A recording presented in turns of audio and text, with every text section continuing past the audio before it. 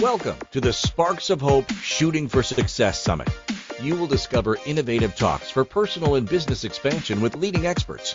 Today, be ready to be infused with hope, strength, and confidence, and find powerful direction to lead you on a path of success.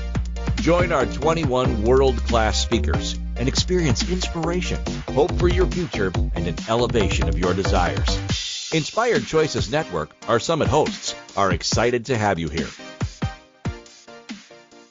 Your business came to you so it could come through you. Have you ever heard that? You are a unique being. You have a unique energy. You have been the right energy for your business. Your business is your business partner, and part of your strategy is to work with your business. What most people are doing is they're buying into the lie of competition. They're worrying about what's going on for other people in their business. They're looking at what other people are doing. They're looking outside of themselves and outside of their own business before they're actually stepping into creating a strategy and mapping the course for business success. We need to listen. We need to listen to our knowing. We need to listen to our businesses. And using our intuition, we can do just that. Remember, competition is not real because that requires you to have the same energy signature as someone else, and you do not, and neither does your business. You cannot compete with something that is not the same.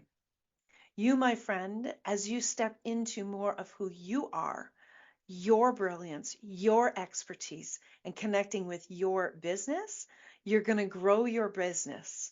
And then when you begin to create your strategy, watch out what's going to happen. Hello, everyone. I'm Christine McIver. I'm a business optimization expert, and I love working with business. And I know that business can be and should be pleasure. When I was starting my business, I was like everyone else. I was worried. Am I going to succeed? I was worried about what should I be doing? How am I ever going to come up with a creative idea that's so unique? I spent so much time visualizing on everyone else. I forgot the most important person in this business was me. I needed to connect with me, and I needed to tap into who I was, what lit me up, and what I was aware of. But initially, I was looking at everyone else, and I was trying to do it their way. I was trying to follow the formula. First and foremost, I was told that I needed to niche my business. Well, here's the challenge, my friends. If you've never been in business before and you're not exactly sure what you're an expert at, how can you possibly niche? I tell all of my clients, you know what? Let's taste everything on the table. Let's try everything out to see what really lights us up, to see what really fits for us. And then we can start to hone in on what is our niche. Finding out who we are and what lights us up will actually lead us in that direction. When I was paying attention to everybody else, I was trying to niche and I was trying to push forward. Well, the energy of push didn't help me. What it actually did was started to propel things away from me. And it certainly wasn't something that I could connect easily with. It created a lot of stress. It created a lot of worry. And it created a lot of work trying to create my business and make money when it wasn't possible for me to do that. Let's talk about strategy. What is strategy? Strategy is really laying out everything and looking at everything with a real big macro view. It's also about deciding what it is that you truly desire. When you have a strategy in your business, you have a plan. It's like going on a vacation. When we were young, we used to get out the map and we would map out exactly where we were going, where we were going to stop, what we were going to experience, and when we were going to get there. If you could look at this as the same process with your business, you're going to make things so much easier for you. One of the very first things that you want to do is you want to do a full business audit of your business. Now, pardon me, when you're doing a business audit, it's not as complicated. You don't need to be an accountant to do a business audit. What you want to do is you want to start looking at what you have put out there in the world, what you have already created. So it's actually putting on a little bit more of a different angle look at your website, putting on a look of what your profiles look like online, having a really different look at your products, questioning your pricing. You want to lay all of this out so you can see exactly what you have created. And in doing so, you're going to create your gaps. That's step one in creating a strategy and really starting to set you up for business success.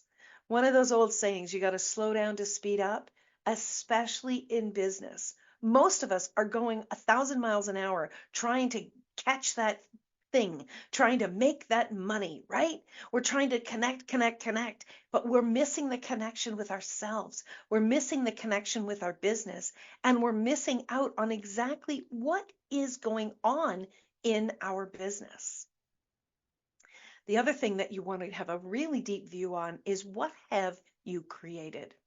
In today's day and age, what I see a lot of people doing is they're jumping on all sorts of podcasts. They're doing all sorts of talks, but the content that's being created is just being lost in the ethers.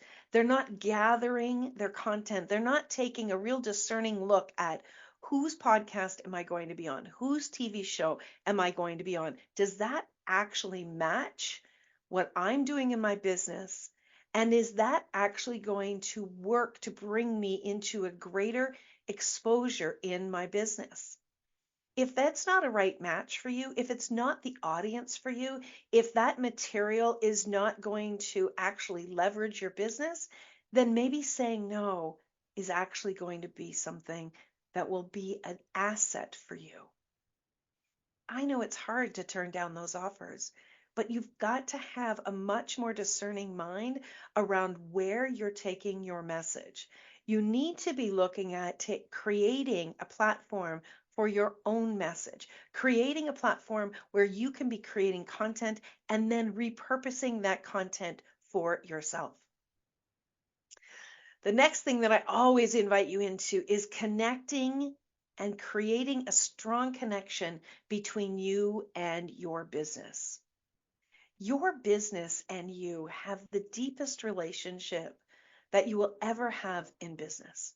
Your business has its own energy, it's its own entity. When you talk to your business, when you listen to your business, when you ask your business questions, you will receive awarenesses. You will receive intuitive hits that will add to you and to your business. I don't believe anybody is a solopreneur because I believe your partner, your very first partner in your business, is your business. The question is, are you willing to communicate with your business partner? Are you willing to hear what your business partner has to say? It's not as hard as you might think. The next thing I invite you to do is when you're building your business strategy, really setting up for success in your business, is to have a board meeting. Have a board meeting. Sit all of your board members around the table. And you might even want to have some fun and have some different hats that you put on for your board meeting. So you step into each of the roles that you have to play in your own meeting. For instance, What would the CEO be doing if the CEO was at your board meeting? Would the CEO be directing the conversation, the focus, the priorities? Would they know exactly where the business needs to tighten up, where the business needs to expand, exactly what the numbers are?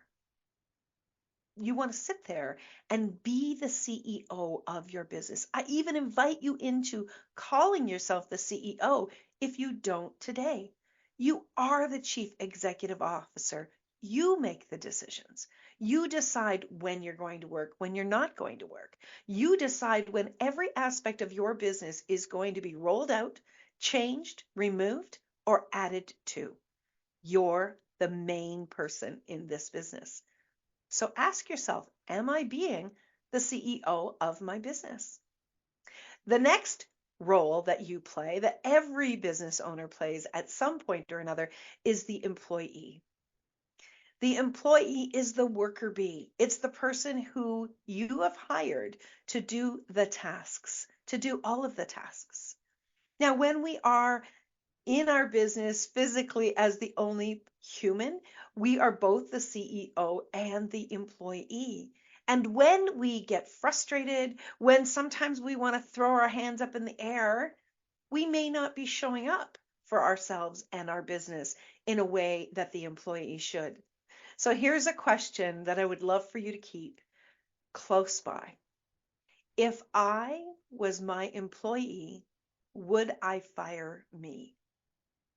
I ask myself that question all the time because you have to hold yourself accountable in your own business. If you're not, who's going to hold you accountable? Absolutely, you can have mentors, you can have guides, you can have coaches, you can have people that you're close to that do play that role occasionally, but ultimately, you are the one that has to hold yourself accountable. You are driving this business forward or not. So ask yourself, if I was my employee, would I hire me? Would I fire me? Would I have a strong come to Jesus conversation? These are some of the questions that when I get into those energies, those funky energies of wanting to throw in the towel, wanting to just forget it all, wanting to cut corners, these are the questions that pop into my mind and they support me in my movement forward to my desires in my business. They're great questions that can kind of snap you back into what's most important in your business. Here's the thing. Your business is so important. And when you see your role in this business as being crucial, you are going to operate on a different level. Many of us are operating our businesses from home, from a small office where we are basically on our own most of the time. Who's watching? Who's going to know? You're going to know. You're going to know if you're not stepping up. You're going to know if you're not holding yourself accountable. We have got to operate within our own businesses as we would operate if we were being watched, if we were in a large office and we had a boss who was watching us. Many, many people fail because they operated as if it's a hobby. Your business isn't a hobby. Your business is important, even if it's only a part-time business.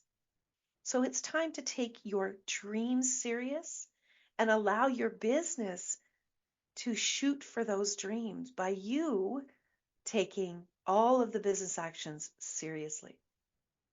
The next position at the CEO table is the CFO, the Chief Financial Officer. Now, many people hate doing books. They hate doing the accounting. They don't even like invoicing. Don't even get me started on that. But you, as the owner of the business, you may not need to be at the level of understanding all of the accounting documents. You may not even have to be the person who is balancing the books every month. But you absolutely need to know, at bare minimum, your monthly expenses and your monthly investments and your monthly revenues. Now, why did I split the expenses and the investments? Because many of us are kicking ourselves in our business saying, you know what, I'm spending too much. I'm spending too much because the revenue is not higher or the cash flow is not higher than the expenses. Well, I really want to invite you into looking at all of the things that you are paying for each and every month and put them into two columns. Put them into expenses and to investments. For instance, do you need a computer for your business? Is that an expense or is it an investment? That's an investment. Do you have to have extra equipment for your business? For instance, do you need to have a microphone? Do you need to have lighting? Do you need to have certain items to operate your business? Those are an investment in your business. When you begin to see that you are investing in your business, you start to understand that those investments are also in you and they're also in the success of your business. You start to change the way you look at money when you see it differently than just an expense. Of course, there are expenses to operate a business, but more than not, many of them are investments. So you as the CFO need to look at your expenses, your investments, and your revenue coming in. You need to have your finger on the pulse of that every single month. And you need to be doing an audit of that every single month. Now, one of my very favorite things to do is to sit down with a CEO of their business and invite their CFO to the table, their accountant, their bookkeeper, and the CEO. Because what we begin to do is we lay out all of the details, what they are creating, what they are paying for each month, and what their target is to create every single month. And we do a forecast of this 3 to 6 months into the future. When we are doing that, we are allowing ourselves to dream and to hold ourselves accountable to create. And the very cool thing is that what I discover with many of my clients is that they don't realize how easily they can grow their income when they do this strategic planning with their assets that they are delivering to their clients and their customers. Play with your computer. I say this all the time. Sorry, your calculator. Play with your calculator. Have fun with your calculator. I love to sit there and go, well, what if I did this? And what if I sold this many? What would that do to my bottom line? What would that do for my cash flow? That's a part of making your business pleasurable when you are allowing yourself to dream and to play with the numbers. The numbers are your friend. They're not just the expenses that have to go out every single month. Who else is at our CEO table? The boardroom table is our accountant and our bookkeeper. Now, you may not be doing, as I said already, you may not be the person that are doing those items, but you need to have someone that has that responsibility who can support you. Get someone in your life that is willing to talk to you and educate you about how you have been doing and what to forecast for your future. You're going to maybe be a little surprised initially by the numbers, maybe a little frightened. However, how can you possibly go through the map of your business to get you to the destination where you want to be when numbers are so critical? You need to know your numbers. You need to have a very strong understanding of where you are at. You don't need surprises. You need to be able to be strong and plan where you're going in your future. Again, you don't have to get deep down to the deep numbers and the deep reports, but you do need to have a strong sense of where you're at.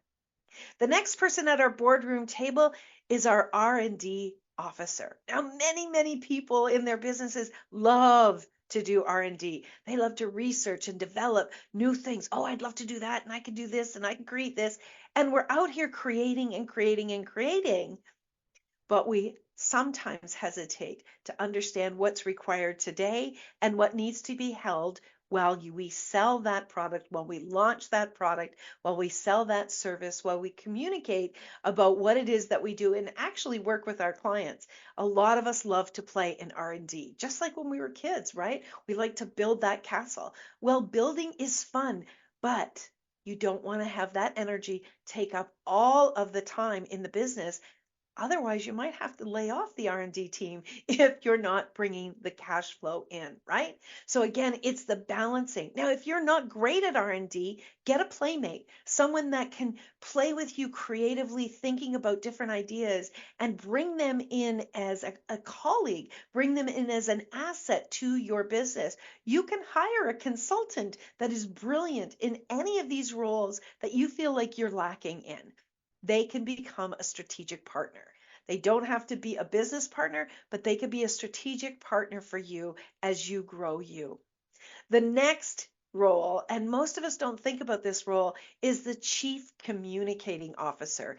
In a world where we are developing online and we are creating all of the time online and we are communicating globally through virtual platforms, we need to learn how to communicate.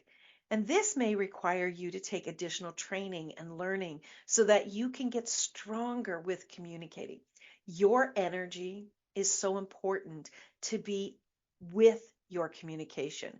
We do hire marketing companies, they're great, but you also need to be engaged with your communication because you are the energy of the business.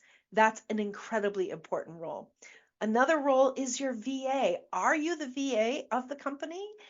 Would you consider possibly bringing somebody on part-time to support you? If doing VA work is not your deal, if it's not a strength of yours that you can do quickly, you know what? When you bring someone on, even if it's 5 hours a week, you're going to find your ability to create in your business, communicate with clients, is going to be even stronger because you've given yourself some space. 5 hours a week over 52 weeks, that's a lot of time that you've given yourself. And it's like giving yourself a raise. That, again, a VA is an investment. Okay, most CEOs do not know exactly what they're doing day to day with their time, their allocation, and their expenses. So your time is the next thing. You need to be tracking, where am I putting my time? What am I focusing on?